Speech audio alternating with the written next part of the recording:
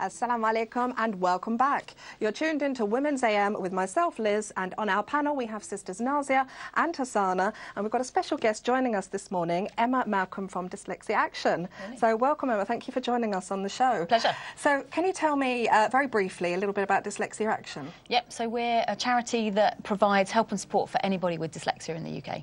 Interesting, fantastic.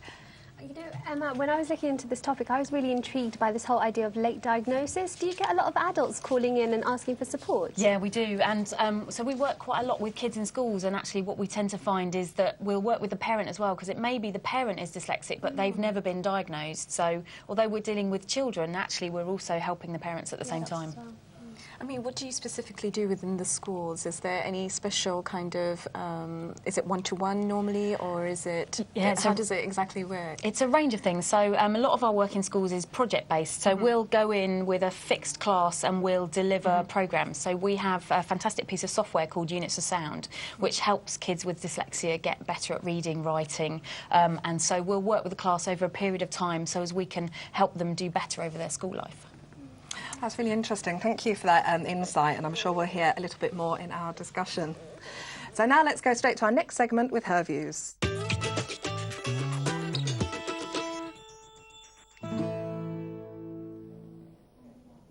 Dyslexia is known as a hidden disability, but with its effect on the populace in the UK is far-reaching, with 10% of the UK population, including 1.2 million children, according to statistics published in The Guardian.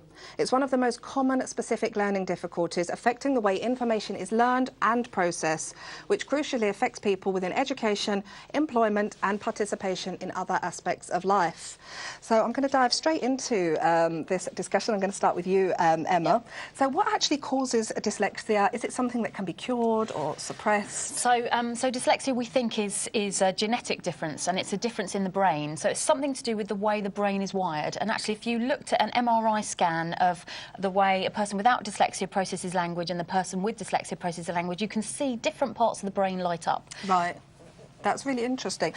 Before we delve deeper into this conversation, I would just like to remind viewers that this is a live discussion. Please do call in with your comments or questions. If you've been affected by dyslexia or you know somebody that has, please do let us know. The number will be appearing on your screen shortly. So, Nazia, I'm going to come to you next. For concerned mothers, what advice would you give to them if they suspect that their child may have dyslexia? I think the thing that I really wanted to focus on was the fact that, you know, is to look at the responses often that happens with the mums.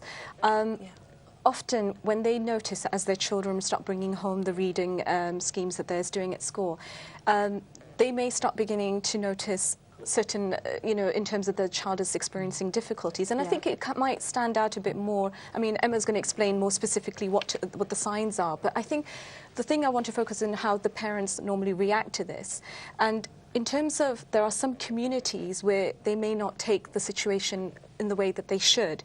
Often there's a way of two ways. They could either panic when they realize that there's something wrong in terms of the development of their child, or the other way is to actually brush it aside and not actually acknowledge it. And this is quite a serious thing, especially like in some communities. They might look at it as there's a stigma that comes with a child that has this kind of learning disability. As with any other disability, the kind of response is, oh, we don't want to deal with this, or not even not deal with it, but it's like a taboo subject. So they're too scared to actually go into details and find out more about it. They don't want to sort of, they don't want their child labelled, whether it's within their families, within the community, or more importantly, within the school. And I think sometimes the fear factor is that if my child gets labelled, then somehow he'll be written off, or he or she will be written off, or they won't get the help. And actually what they're doing is more harmful for the child, because it's so important to realise that actually with dyslexia, a child can have a very fulfilling and very successful life. All the issue is with this is that the way that they learn is different to how maybe another child would learn. And there are processes there when a child is formally assessed and it is found out that they have dyslexia, then measures can be put into place, not only within the school, but also what you can do at home in terms of helping your child. So this is really important that a parent is very objective about it and really understand that, you know, there's a lot my child can achieve. There are famous people out there with dyslexia. You know, we were discussing in this, you know, backstage, we were, you know, talking about people like Thomas Edison, who was an inventor. You've got Richard Branson, an entrepreneur. These are very successful people, you know, who go on to have successful lives. So it's about, actually, you know what, we know this. Allah subhanahu wa ta'ala has said, you know, He will test us with our health and with our wealth. So it's about taking these challenges and actually trying to overcome them, trying to deal with them.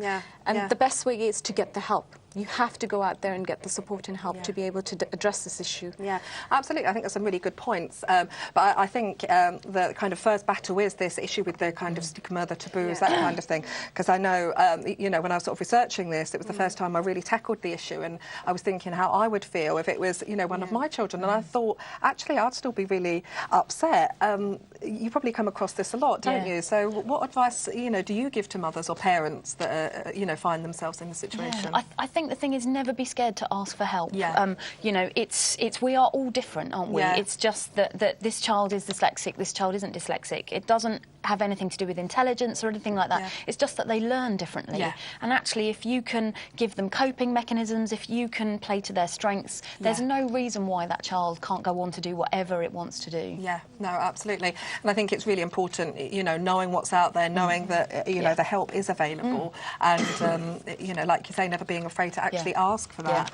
Hassan, I'm going to come over to you next. What are some of the problems that arise if diagnosis is not made early on? How can this affect the lifestyle of the person that could be suffering? You know, when I was looking into this, I was actually surprised by how much it can impact a person's life. Diagnosing dyslexia late could really mean that the child is not supported enough initially, and this could affect a lot of different things. According to a psychologist, he's an adolescent and organisational psychologist, Dr. Darryl Cross, he says that teachers, they do need some more support and extra help in order to identify the signs earlier on. And in the course of his work, he said, I've lost count of the number of children I've seen in year 10 or year 11 and year 12 that I've diagnosed with dyslexia. So for children who actually experience this, it can impact their confidence. And as a result, they can be, you know, they can feel isolated and left out. See, for many children, it's kind of put into the category of behavioural problems. So they're often thought to be very naughty children, or it's kind of seen as a disciplinary matter rather than a learning difficulty. And once you peg a child in a certain box, then what that means is that, you know, that child feels a certain way, and it definitely has a knock-on effect on their self-confidence. It's very difficult to say what the impact of dyslexia could be, because it differs for every single person. And obviously, you know, it depends on the extent of the dyslexia according to each individual.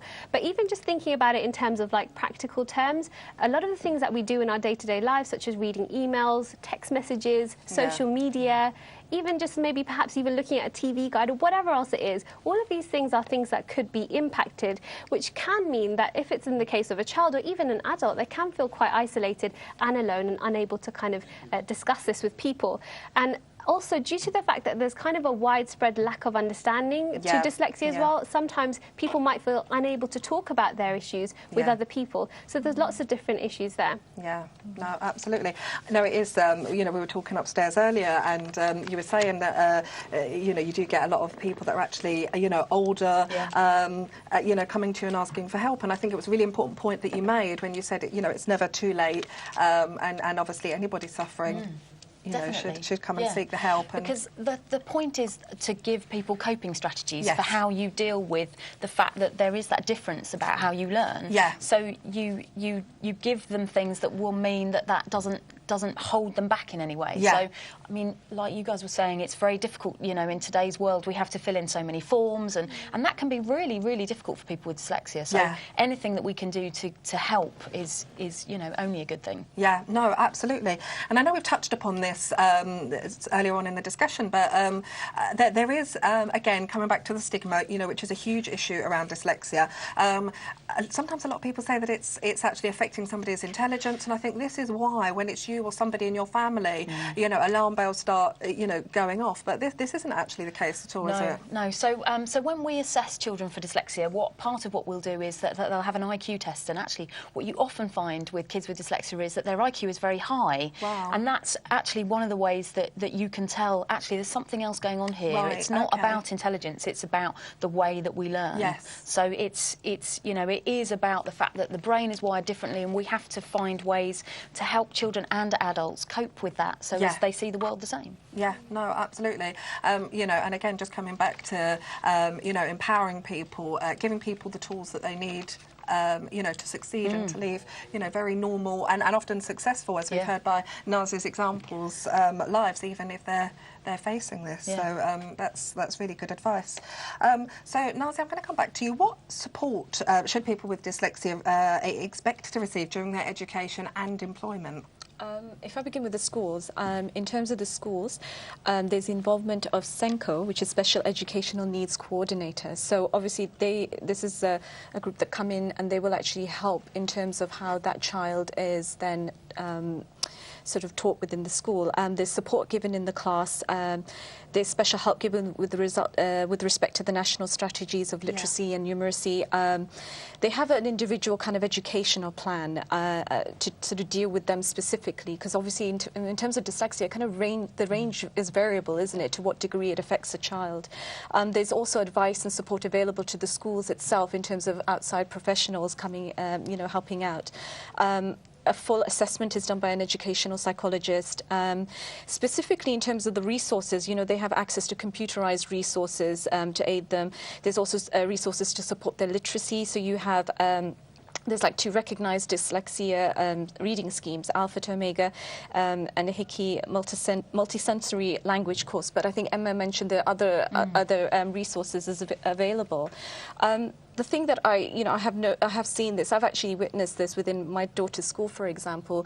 A couple of her, students in her class, they have dyslexia, and so when they come to do exams, you often, you know, they're using the computers to be able to sit the examinations. Right. And actually they are permitted up to 25% of extra time within the exam process, but obviously that's subject to them formally being diagnosed as dyslexic.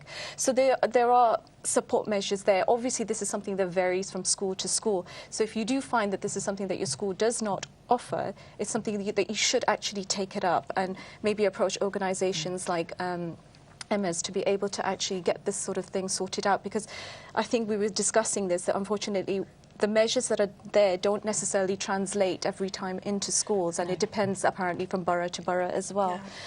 Just to jump in, actually, because you know, we were talking about this earlier, and actually, when you know, I used to teach at a secondary level, and I often found that, especially with things like this, is very difficult because often the teachers, you know, under quite a lot of pressure, and then in terms of support that the teacher can give, it's kind of quite minimal. There's not a lot of training that happens with teachers in order to understand this, and in order to understand the kind of resources that they can make in order to help support the child. So I definitely think there needs to be a lot more focus on training the teachers and giving them the adequate information they need before they actually get into the classroom, you know, while they're doing their teacher training. And one of the things that we do as an organisation is we actually train teachers, and then we also will train teaching assistants as well. So if, you know, class sizes are massive these days, that the teaching assistant can maybe sit with the 1, 2, 3 kids in the class that are dyslexic and help them do things at a speed that is better for them. That's right. And one thing to just